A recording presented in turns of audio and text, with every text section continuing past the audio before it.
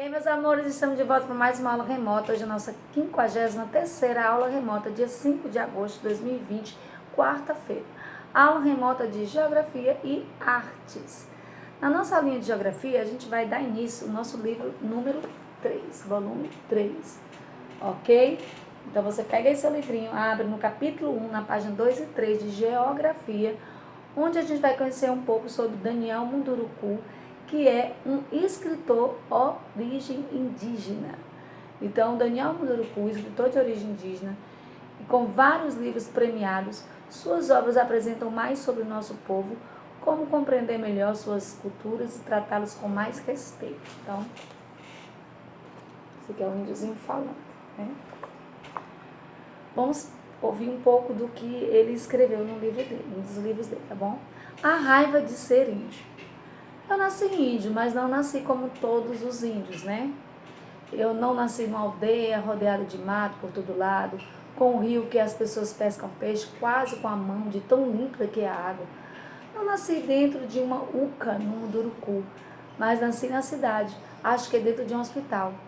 E nasci numa cidade onde a maioria das pessoas se parecem com índio, Belém do Pará. Só não gostava de uma coisa, que me chamassem de índio. Não, tudo menos isso. Para meu desespero, nasci com cara de índio, cabelo de índio, apesar de um pouco loiro, tamanho de índio. Quando entrei na escola primária, então, foi um Deus nos acuda. Todo mundo vivia dizendo, olha o índio que chegou à nossa escola. E por que eu não gostava de que me chamassem de índio? Por causa das ideias, né, e imagens que essa palavra trazia. Chamar alguém de índio era classificá-lo como atrasado, selvagem, preguiçoso. E como já contei, eu era uma pessoa trabalhadora, que ajudava meus pais, meus irmãos, e com isso era uma honra para mim. Mas era uma honra que ninguém levasse em consideração. Para meus colegas só contava a aparência e não o que eu fazia. E aí, depois da gente fazer a leitura, né, do Daniel Munduruku, vamos responder. Onde foi que nasceu Daniel Munduruku? E aí, lendo o texto, a gente consegue entender que ele nasceu na cidade de Belém, na capital do estado do Pará. O que o nascimento do Daniel Munduruku teve de diferente de outras crianças do povo Munduruku? Bom, ele nasceu na cidade, né? Provavelmente ele nasceu no hospital.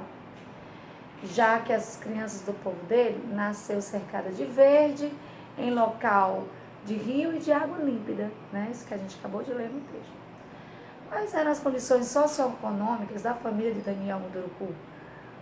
Como isso pode ter sido percebido pela leitura do texto? Então a gente entende que ele era de uma família pobre, que vivia na periferia de Belém.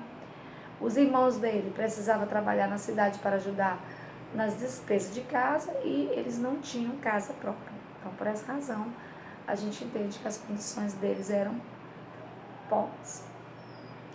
Por que Daniel Munduruku não gostava de ser chamado de índio na escola em que estudou a infância? Porque o tratamento era desrespeitoso, né, gente? As crianças associavam esse termo índio a pessoas atrasadas, selvagens, preguiçosas, e isso são adjetivos que não se assemelhava com o nosso personagem, né, gente? Ele não se identificava com isso. Os primeiros habitantes do Brasil, na página 4. Os povos indígenas são considerados os primeiros habitantes do território brasileiro. Isso significa que, quando no século XVI os portugueses aqui chegaram para colonizar o país, se depararam com vários povos que já viviam no território de forma integrada com a natureza, dela retirando apenas o necessário para a sobrevivência. As estatísticas acerca dos índios que habitavam o Brasil na pré-colônia, ou seja, antes de se tornar a colônia de Portugal, não são exatas, mas estima-se que a população era aproximadamente de 3 milhões de pessoas. A partir da colonização portuguesa, a população indígena foi sendo reduzida drasticamente. Em 1957, não passava de 70 mil indígenas. Isso ocorreu porque, conforme o território foi sendo ocupado, esses povos foram sendo mortos para que suas terras fossem utilizadas para a agricultura, para a pecuária, a extração de pedras preciosas e outros minerais. e assim também para a construção de vilas, que depois essas vilas virariam cidades. Essa diminuição representou a redução da comunidade das terras ocupadas por esses grupos, a mudança de sua cultura, de sua forma de viver, bem como o etnocídio de várias etnias indígenas brasileiras. E o que é etnocídio, gente? É a destruição de civilizações ou culturas de uma etnia por outro grupo étnico. Então, o grupo, né? Os portugueses que vieram e fizeram isso aí com nossos povos indígenas. E aí a gente vê o território indígena atualmente, né? O que é reserva homologada, o que é demarcada, quais terras são identificadas e quais que ainda estão em identificação, né? É só olhar na páginazinha 4 para você ver os territórios indígenas demarcados. Na página 5, o mapa da página anterior permite identificar as diferentes formas de reserva indígena. As já homologadas, que são as reconhecidas, as que estão demarcadas, as identificadas e aquelas que ainda estão em processo de identificação. Mas qual é a importância de demarcar os territórios indígenas? O que é demarcar, primeiro de tudo, né? Demarcar é determinar os limites de um território. Tendo em vista a contribuição das culturas indígenas para a cultura brasileira e a formação, como se deu a formação do território ao longo da história, a lei brasileira reconheceu os povos indígenas como os originários do país. Por isso, o direito de serem protegidos, né, e preservadas as suas terras, que ainda ocupam.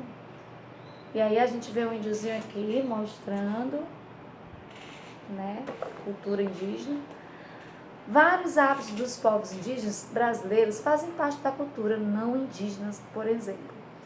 Originalmente, dos tupis, a pamonha era um bolo de milho verde cozido envolvido em folhas de bananeira, que depois, posteriormente, virou a nossa pamonha, né, gente? Em tempos de junho. E aí a gente vê duas índias integrantes do Guarani do estado de São Paulo preparando os ingredientes para a confecção de uma pamonha. Que delícia! A pamonha tornou-se o prato típico da culinária brasileira, sendo consumida com frequência em festas juninas, né, e em feiras livres, principalmente na Bahia, no Mato Grosso do Sul, em São Paulo e em Minas Gerais. Essa foi uma das maneiras encontradas para preservar a diversidade étnica e cultural do Brasil, assim como para reparar as injustiças feitas com as comunidades indígenas ao longo do tempo. Graças a essas medidas e outras medidas, a quantidade indígena na população brasileira voltou a aumentar e hoje corresponde a cerca de 817 mil pessoas. Então aumentou um pouquinho, né, gente? E aí a página 6 e 7 você resolve em casa. Na próxima aula a gente faz a correção, tá bom? Agora vamos pegar o livro de artes também, volume 3, tá bom, gente? Capítulo 1 também. Culturas indígenas brasileiras 1, ou seja, a gente vai continuar falando dos indígenas. E aí a gente vê aqui, ó, o que é que você vê nessa imagem, né? Para iniciar da página 2 e 3. Observe a ilustração do que abre o capítulo e o que você vê representado nela. E a gente vê uma aldeia, né, gente? Uma aldeia indígena. Você já visitou alguma aldeia indígena? Bom, não sei vocês, mas eu nunca visitei. Eu tenho a maior vontade de conhecer, quem sabe um dia, né? Seria bem interessante uma visita. Conhece alguma manifestação artística dos povos indígenas brasileiros? E a gente sabe que as manifestações antigas são as danças, as pinturas no corpo, né? As cerâmicas, né? A arte da cerâmica e por aí vai, né, gente? Muitas coisas lindas que os índios fazem. Na página 4, o indígena e a arte. Os indígenas são habitantes nativos das terras que hoje compõem nosso país. Há milhares de anos eles habitam o continente americano, do qual o Brasil faz parte e tem papel fundamental na formação de nossa nacionalidade e de nossa cultura. Existem centenas de povos indígenas no Brasil, com modos de vida bastante diversos. As crenças, os rituais, os hábitos e a língua compõem a cultura de cada povo indígena brasileiro. As variedades culturais indígenas têm elementos que estão presentes na cultura brasileira, que ainda recebeu influências europeia e africana. Os povos indígenas apreciam a beleza e expressam-se por meio de danças rituais, objetos, pinturas corporais. Embora não tenha uma palavra para significar arte, seu modo de viver é repleto de manifestação artística. Por esse motivo, a arte está presente no dia a dia das aldeias, no grafismo das pinturas, na forma dos utensílios domésticos, na performance musical, no desenho das casas, nos movimentos corporais dos rituais. Observe a riqueza dos detalhes dos ornamentos usados pelo homem do povo Xingu, retratado pela fotógrafa Maureen Biziliades. Aprecie a diversidade do material usado com penas, plumas, sementes e fibras. Olha aí a imagem do índio. E a cultura indígena? Algumas palavras que usamos em nosso dia a dia têm origem indígena. Por exemplo, mandioca, abacaxi, peteca, canoa, pipoca, entre outras. Dos indígenas, nós herdamos o hábito de tomar banho diariamente, descansar em rede, comer beiju, popularmente conhecido como tapioca. Então, se você quiser saber mais, entra no sitezinho que está aí na página 4, ok? E aí, prazer em conhecê-lo. Vamos falar um pouco dessa figura muito simpática, né, gente? Olha esse sorrisão. Darcy Ribeiro nasceu na cidade de Montes Claros, em Minas Gerais, no ano de 1922. Ele estudou e se formou em antropologia. Antropologia, gente, é a ciência que estuda a origem do homem, a sua evolução, seu desenvolvimento físico e psicológico, suas crenças, seus costumes, etc. E ele estudou essa ciência aí, tornando-se um dos maiores pesquisadores e estudiosos dos povos indígenas brasileiros. Também foi diretor do Museu do Índio, na cidade do Rio de Janeiro, participou da criação do Parque Indígena do Xingu, no Mato Grosso, e criou o Memorial da América Latina na cidade de São Paulo. Darcy contribuiu ainda para a criação de leis e mudanças no sistema educacional brasileiro. O antropólogo faleceu em 1997. Que pena, né? Fazendo arte, você vai fazer em casa. No Brasil, vários povos indígenas, cada qual com a sua cultura e sua manifestação expressiva.